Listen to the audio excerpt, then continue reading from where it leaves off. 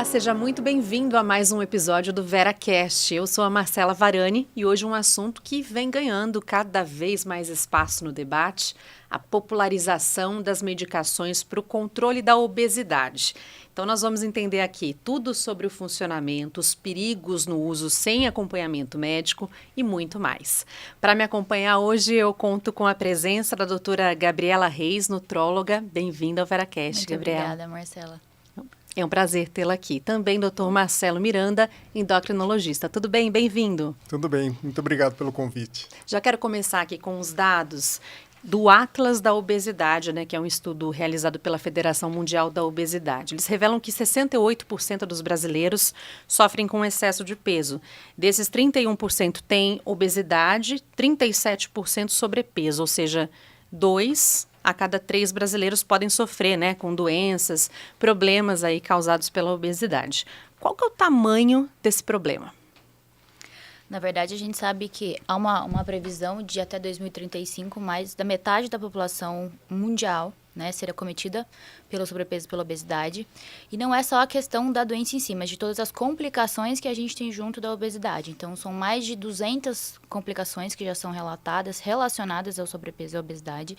E a gente enfrenta um desafio muito grande de conseguir conscientizar, principalmente pela prevenção, porque hoje a maior causa de morte no mundo todo são as doenças cardiovasculares, onde o sobrepeso e a obesidade estão ali como a sementinha do processo. São muitos impactos e para pessoas de diferentes idades, né, doutor? Exatamente, isso é o que mais preocupa, porque a gente está vendo uma crescente onda de obesidade no mundo, mas essa onda é muito mais impactante entre as crianças e adolescentes. Ou seja, mais pessoas vão chegar na idade adulta com obesidade e vão ter mais anos de vida convivendo com a doença. Ou seja, mais tempo para desenvolver as complicações, as doenças e cada vez mais precocemente. Então a gente vê crianças e adolescentes ou adultos jovens desenvolvendo as doenças que normalmente seriam aparentes somente numa idade mais avançada. Então, pessoas com 30, 40 anos com diabetes tipo 2, doença cardiovascular, muito antes do que os seus antepassados. E aí a gente vai para uma alternativa que tem sido muito buscada atualmente, que são aqueles remédios redutores de apetite, os hormônios injetáveis, e hoje a gente vai entender um pouquinho aqui como essas medicações funcionam, quais são os riscos, para quem que elas são indicadas. Então, para começar, doutora, como é que esses remédios, esses medicamentos funcionam, como eles agem no nosso organismo? Então, a gente tem hoje o primeiro que veio para o Brasil, que são os análogos do GLP-1, que é um hormônio que ele é produzido pelo nosso organismo, a gente chama de uma incretina. Então, a gente produz, mas rapidamente ele é degradado. Então, esse medicamento, ele simula a ação dessa nossa incretina e ela faz uma ligação no nosso cérebro, onde a gente tem o centro da fome e da saciedade, e ela adianta essa mensagem de que você está satisfeito, você não precisa comer mais.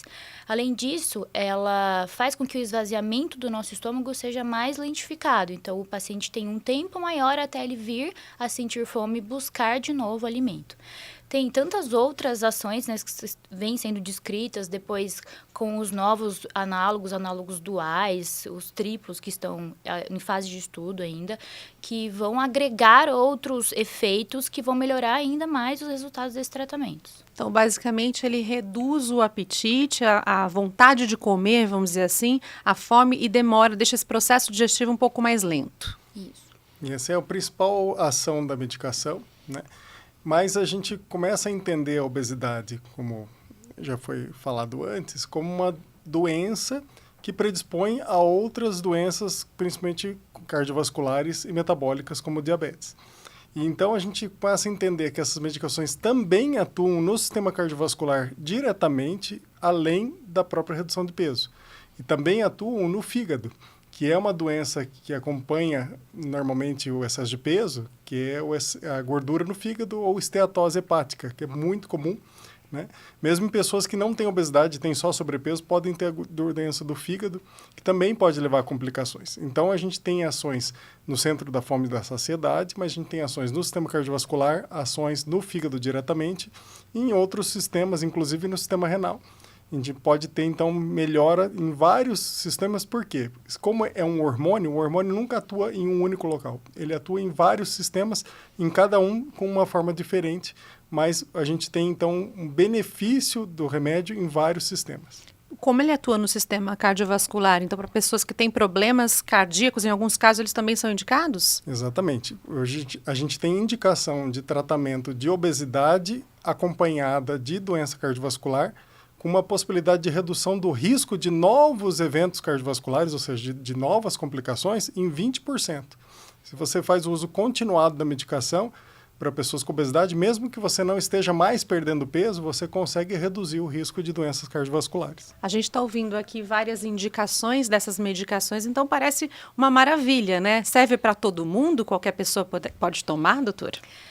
Infelizmente, a gente vê que é um uso totalmente fora do que a gente deveria ter nos consultórios, né, do que a gente tem de prescrição. Então, crê-se que 30% dos pacientes que utilizam não deveriam estar utilizando. A gente tem indicações específicas, lembrando que essa molécula inicialmente ela foi descoberta no tratamento do diabetes, né? Então foi para controle glicêmico. Então foi um desfecho secundário observado durante o estudo de que ela poderia contribuir de forma significativa para a perda de peso, tá? Então ela vem primeiro para controle glicêmico. Tá? Depois, a gente começa a pensar nos pacientes que têm o IMC mais elevado. Então, quando a gente fala de sobrepeso, é que hoje em dia a gente não tem... a gente tem tirado um pouco a classificação do IMC, porque a gente entende que os efeitos metabólicos do excesso de gordura não está ligado somente ao IMC, mas, às vezes, à distribuição dessa gordura no corpo do paciente, tá? Então, mas, de forma geral, o paciente que tenha sobrepeso ligado a alguma complicação, pode ser até, por exemplo, uma artrose de joelho ou até uma síndrome do ovário policístico. Às vezes não é um paciente que tem ali um colesterol muito elevado, ou ele não tem ainda uma alteração com resistência à insulina, ou às vezes é aquele paciente que acha que os exames estão todos bons, então por isso ele não precisa se preocupar e ele ainda não está na faixa de obesidade.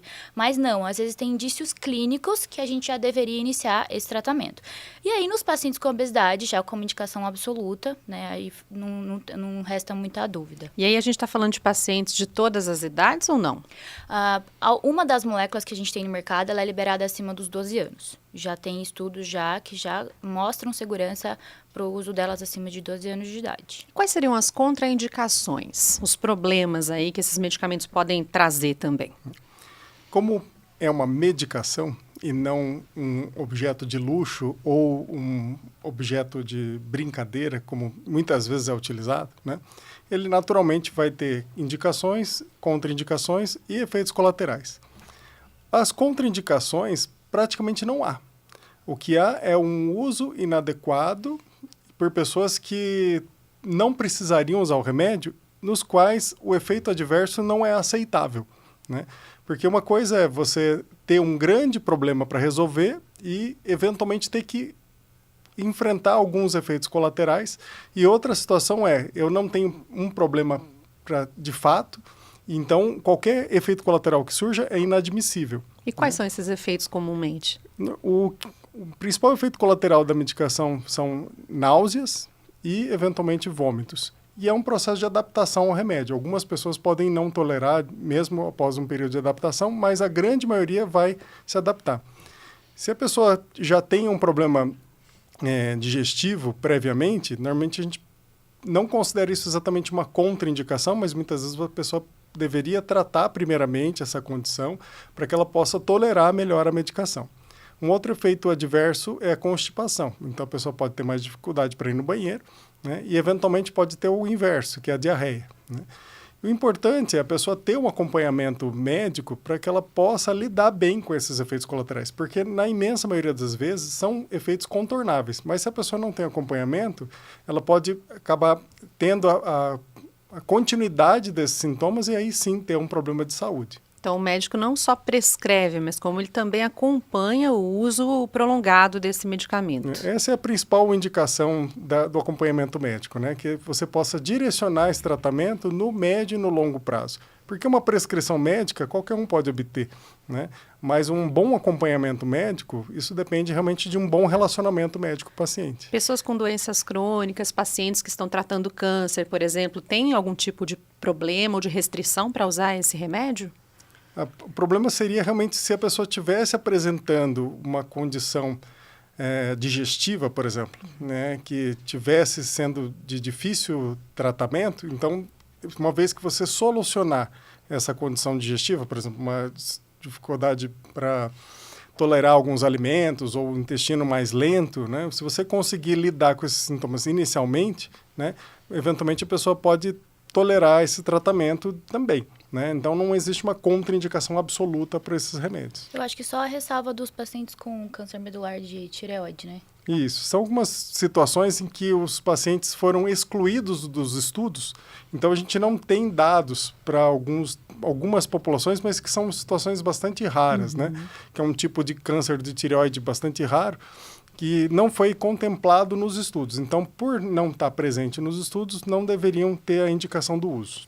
Tem um estudo que eu queria trazer aqui também para o debate, que foi publicado na revista Diabetes Care, que mostrou que em 2021, cerca de 30% das prescrições de um desses remédios, né, que é a semaglutida, eram feitas para pacientes que não tinham diabetes. E aí, no dia 23 de junho, agora, a Agência Nacional de Vigilância Sanitária, a Anvisa aqui no Brasil, tornou obrigatória a retenção da receita médica para a venda desses medicamentos. Isso é uma medida, né, para evitar, eu acredito, o uso irregular, a falta, né, da medicação também para as pessoas que precisam, de fato, fazer o tratamento de diabetes e outras doenças, né, em decorrência da obesidade. Então, vamos conversar um pouquinho sobre os perigos da automedicação. Agora, isso está um pouco mais cercado, a gente pode dizer assim, mas tem muita gente, como você estava contando aqui para a gente, usando sem necessidade e muitas vezes sem a receita, né? Sim, os pacientes precisam entender, né, que, na verdade, o tratamento ele precisa ser acompanhado não só pela questão dos efeitos colaterais, mas pelos benefícios do medicamento. Sim. É muito claro para nós, médicos, nos estudos, a necessidade da progressão das doses, conforme a tolerância do paciente, claro, né? Mas para a gente buscar esse efeito que os estudos mostram de 15%, 20% de perda de peso, é necessário um tratamento prolongado com as doses adequadas em cada momento do tratamento, em cada fase que a gente fala do tratamento, tá? Mas uma preocupação muito grande, eu acho que muito além dos efeitos colaterais do que a gente muito se preocupa, e os trabalhos mais recentes vêm mostrando, é a questão da perda de massa muscular. Então, há uma onda que eles falam, né, da sarcopenia induzida, que seria uma perda de massa muscular muito importante, onde o paciente perde funcionalidade. Então, ele passa a ter uma outra doença decorrente de uma perda de peso sem qualidade. Porque essa perda ela é muito grande, de forma muito rápida, isso? E aí a pessoa perde massa? Exato. Assim como a gente pode pensar no que a gente conhece de resultados e que a gente vai pensar em pessoas próximas da gente que fizeram cirurgia bariátrica. As perdas são muito significativas num curto espaço de tempo. Tá? E o paciente, ele muitas vezes não quer mudar o comportamento. Não é só a questão do comportamento, tá? A gente precisa ter essa vigilância da qualidade da perda de peso, independente do comportamento do paciente. Porque essas medicações, elas vão levar o paciente a fazer uma restrição alimentar de qualquer forma. E aí a gente tem que pensar qual é a qualidade do que ele está comendo, o que ele tem de alimentação disponível, quanto de proteína que ele está ingerindo, se ele está fazendo os exercícios para que ele se mantenha com a massa muscular, e também pensar que é inevitável, se um paciente vai perder 20% do seu peso, alguma coisa disso vai ser de massa muscular, tá? A gente sabe que terá uma variação, mas essa variação não pode ser muito grande. A gente ainda não tem um limite muito estabelecido nos estudos, mas fala-se de até 25% só vir de massa muscular como forma de segurança de que a gente não está tratando uma doença e levando a outra. Isso que eu queria até que você reforçasse para quem nos acompanha, né? Qual o problema de se perder muita massa muscular, né? Que outras coisas podem surgir aí a partir disso? Não só a quantidade de músculo que é muito importante, mas a funcionalidade. Então, se a gente pensa em pessoas muito jovens que estão perdendo massa muscular, elas estão perdendo funcionalidade. Então, uma pessoa que ela tem mais risco de adoecer, com certeza, mas ela também tem mais risco de ter uma fratura, de ter uma queda, de ter uma dependência física mesmo. Vamos fazer uma analogia com idosos, né? Que são pessoas que, naturalmente, a gente perde massa muscular ao longo da vida, então, por isso, eles se tornam mais frágeis. Então, a gente pode ver uma pessoa jovem com fragilidade, decorrente do uso de uma medicação, um tratamento que foi inadequado. Isso só ressalta a importância do acompanhamento médico, né? E da indicação adequada, doutor. Um dos grandes problemas da falta de acompanhamento médico é a pessoa acreditar que ela pode substituir os bons hábitos por um tratamento, quando, na verdade, o medicamento tem uma grande função, que é ser um facilitador dos hábitos, ou seja, a pessoa se dispõe a ter uma organização melhor da sua alimentação, ela se dispõe a ter uma atividade física mais regular e ela tem dificuldade para implementar essas medidas e ela muitas vezes não tem o resultado esperado de perda de peso dessas medidas. Então, uma vez que você coloca a medicação para um uso continuado, no médio, longo prazo, você passa, então, a ter uma organização mais fácil dos seus hábitos, porque o remédio diminui o seu apetite, então você consegue fazer melhores escolhas. Você fica mais motivado para fazer mais atividade física. E aí, dessa forma, facilitando os hábitos, você vai conciliar comportamento com medicação, e aí sim, você vai ter um resultado sustentável no longo prazo. Então, o médico tem que estar pronto para dizer para o paciente, olha, essa medicação agora pode ser interrompida para que você continue esses bons hábitos. Ou não, eu posso pensar, você conquistou bons hábitos, mas o risco de ganho de peso ainda assim é muito frequente. Então, talvez você deva continuar esse tratamento com a medicação por mais tempo. Tudo isso deve ser decidido junto com o paciente, mas com orientação médica. E quando a gente fala dos perigos do uso, né, sem orientação, entra também naquela questão dos medicamentos falsificados, né, que estão disponíveis aí no mercado, que muita gente também encontra sem receita, encontra a preços mais convidativos, acessíveis, vamos dizer assim, né? Acho que a gente precisa também informar as pessoas sobre o perigo disso, né? Com certeza, a gente não tem nenhum conhecimento sobre qual substância está realmente dentro, né, dessas medicações que são vendidas. Acho que tem a questão tanto dos roubos das farmácias que levaram pessoas a venderem em pontos que a gente não tem segurança, mas como tem a das manipulações, que a gente não tem garantia sobre exatamente quais substâncias estão lá dentro. E se a gente for pensar sobre as leis de patente, né, dificilmente a gente conseguiria comparar que uma molécula é exatamente igual à outra e que há a mesma segurança e efetividade do que quando a gente fala desses que são as referências nas farmácias. Tem casos que usando adequadamente a medicação, acompanhando com o profissional, com o médico, mesmo assim, o paciente não consegue ter uma resposta positiva? Não é todos os casos que funcionam, né? Qualquer tratamento com medicação tem um espectro de resposta ao tratamento. Ou seja, tem pessoas que respondem surpreendentemente muito bem, tem pessoas que respondem dentro de uma média e tem pessoas que realmente têm uma resposta muito pequena ao tratamento. Quanto mais potente é o tratamento, a gente entende que mais pessoas vão ter um resultado superior, né? E vão avançar nesse tratamento por mais tempo. Então, a gente está vendo um progresso no desenvolvimento de medicamentos que podem abranger mais pessoas para um bom resultado. Mas, ainda assim, sempre vai haver uma parcela de pessoas que não vai ter um bom resultado e é mais um motivo para o acompanhamento médico, para que você possa identificar que aquele tratamento não está adequado ou que a dose não é suficiente, para que você possa otimizar o tratamento ou incluindo o ajuste de dose ou a troca de medicação. E o fato é que a gente tem muito poucas opções de tratamento. Então, a gente não descarta nem aquelas que têm um resultado inferior na média, porque para algum paciente aquele remédio pode ser muito interessante, mas para outro não. Então, essa decisão de tratamento tem que ser acompanhada do médico. Vocês estavam explicando que o remédio, ele reduz a fome, vamos dizer assim, né? Mas para aquelas pessoas que têm, por exemplo, questões que são até psicológicas, né? Que é a compulsão alimentar, para essas pessoas ele também pode funcionar? Sim, então, a tendência atual é que a gente trate os pacientes conforme um padrão de comportamento, tá?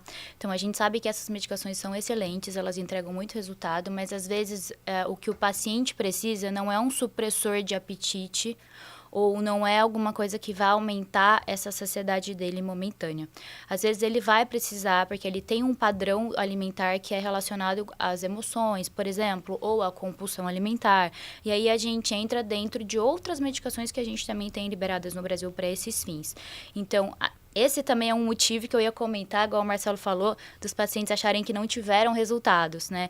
Muitos deles não fazem a progressão, como o Marcelo comentou. Então, às vezes, eles estão em doses inadequadas, mas, às vezes, eles não estão usando o medicamento que era para eles. Eles não estão usando de acordo com o padrão alimentar deles.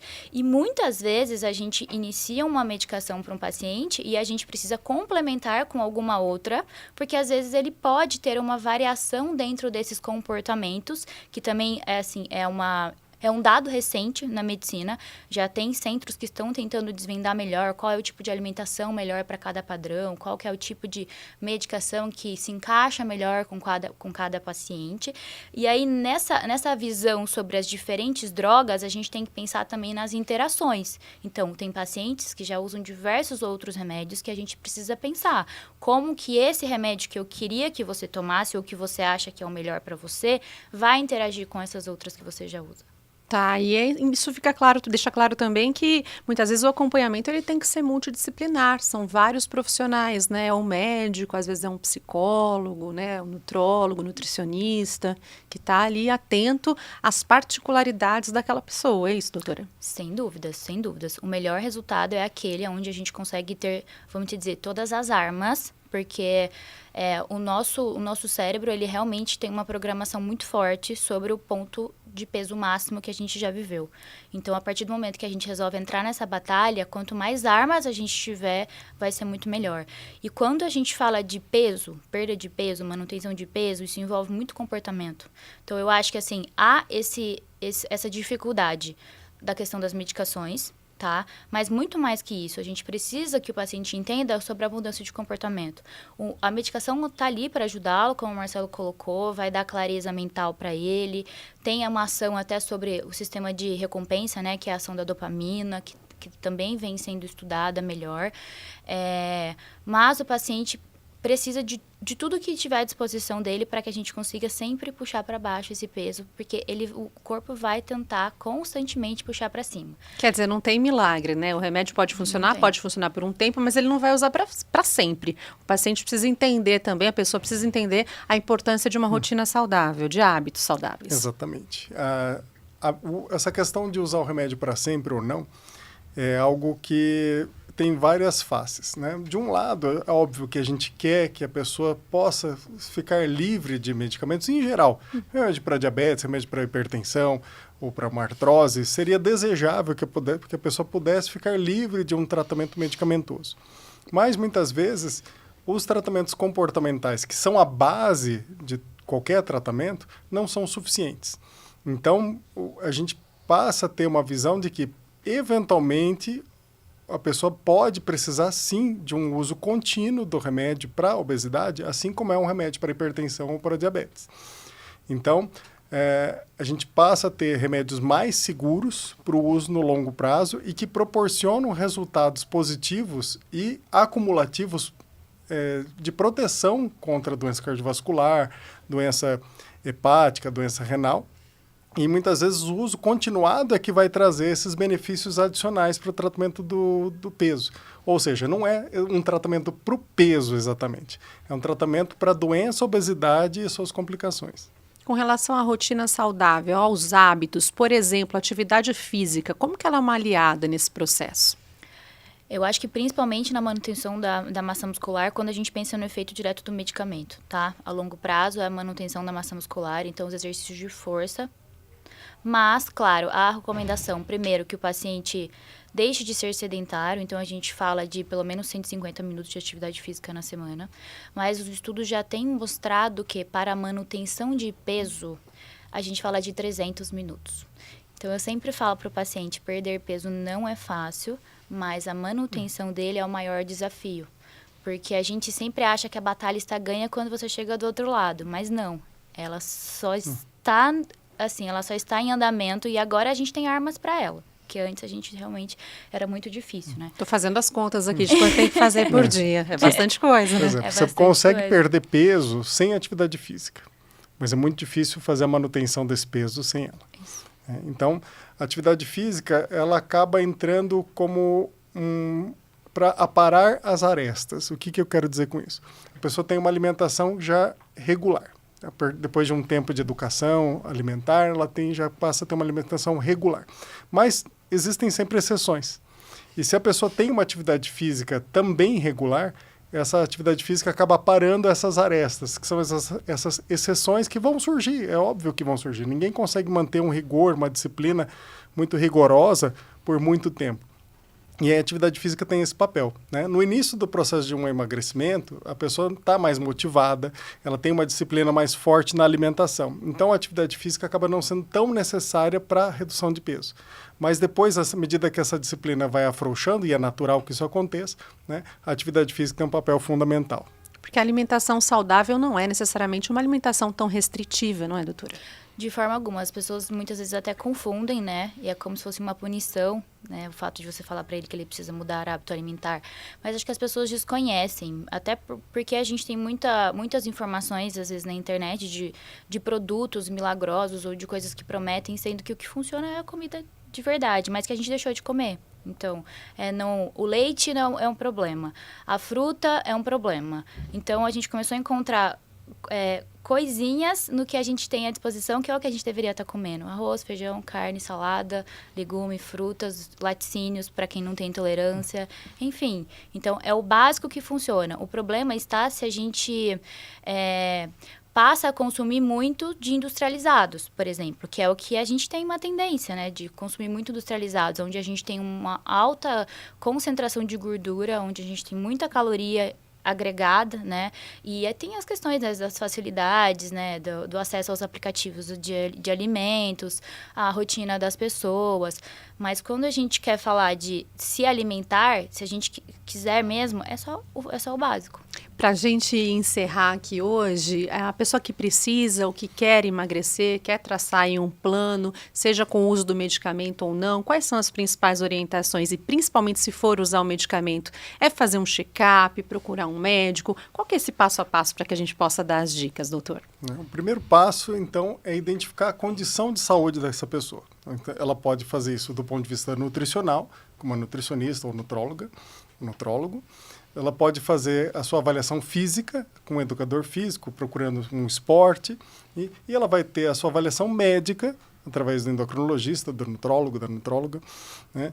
E outros profissionais de saúde estão convidados também a participar dessa avaliação, né? Mas normalmente é na nutrologia e na endocrinologia que você vai ter pessoas mais motivadas e com mais estudos para entender a doença, a obesidade. Então, o principal ponto aqui é identificar como está a condição de saúde, qual a porcentagem de excesso de gordura que a pessoa está apresentando, quais são as dificuldades de comportamento que ela apresenta, se é uma fome mais emocional, se é mais uma fome para as refeições principais, né? E quais são as dores dessa pessoa. Então, um profissional deve saber escutar as dores da pessoa, porque viveu muitos anos com obesidade, enfrenta dificuldades para ter resultados positivos e muitas vezes sofre preconceito. Então, depois de uma avaliação clínica, uma avaliação comportamental, você tem o acolhimento e então você faz a proposta de tratamento para aquele indivíduo, né, que vai ser diferente de uma outra pessoa. E esse entendimento de que a obesidade é uma doença crônica, que ela vai precisar de um acompanhamento de longo prazo. É muito diferente do uso recreacional, né, de remédios, como a gente tem visto, que a pessoa usa por um período curto, achando que aquilo vai resolver a vida dela e depois acaba quebrando a cara porque tem um reganho de peso por falta de uma orientação adequada. Você fala de uso recreacional e por um período curto, o mínimo seria quanto, quando a gente fala em uso de medicação? Normalmente, é necessário um uso de 3 a 6 meses, pelo menos, para você ter uma consolidação de hábitos. Como eu disse antes, o remédio deve ser um facilitador de hábitos.